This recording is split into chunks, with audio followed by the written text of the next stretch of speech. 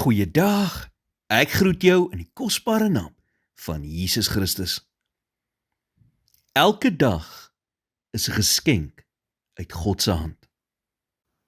Dit is al wat jy kry in ruil vir al jou harde werk om aan die lewe te bly. So maak die beste daarvan.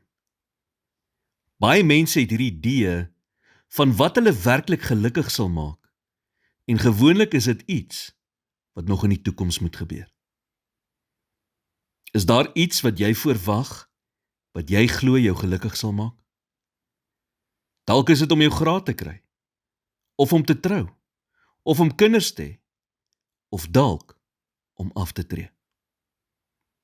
Die lewe gaan oor die reis, nie net die bestemming nie.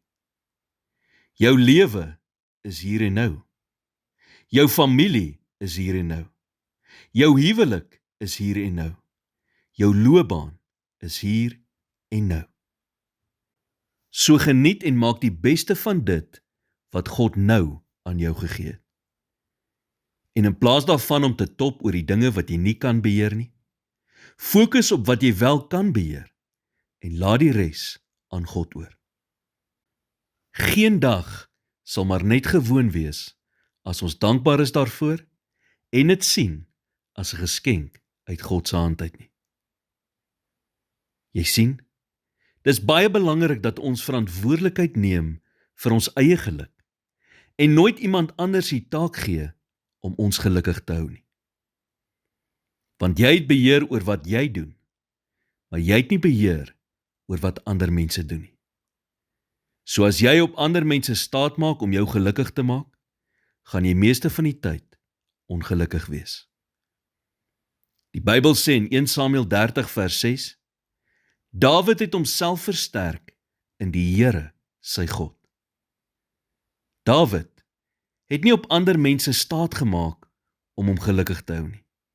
Hy het hom altyd in die Here versterk. En as hy dit kan doen, kan ons dit ook doen. Here, vandag is ek dankbaar vir hierdie nuwe dag wat U vir my gegee het. Ongeag die optrede of houdings van ander mense, kies ek om die beste te maak van hierdie dag en om dit te geniet. Want U is die bron van my vreugde. In Jesus naam bid ek dit. Amen.